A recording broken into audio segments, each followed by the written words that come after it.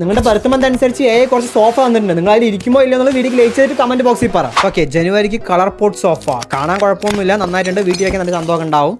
അടുത്തത് ഫെബ്രുവരിക്ക് നൂഡിൽസ് സോഫയാ, നല്ല സോഫ്റ്റ് ആയിരിക്കും തോന്നുന്നു, കുഴപ്പമില്ല, നന്നായിട്ടുണ്ട്.